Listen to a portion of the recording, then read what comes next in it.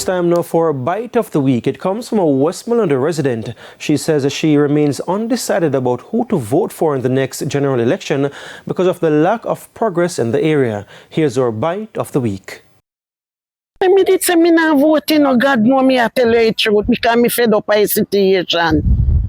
Trust me. For me say they in a power and they don't do nothing for people. Them not clean the drain. Nothing not go on for we so. Look on the road is a disgrace and soldier there. There nobody no business with nothing here, man. Don't go when election time come, you see them run up and down in a wee yard. Come at your yard, come at your yard. And when they get your vote, nobody no see them again.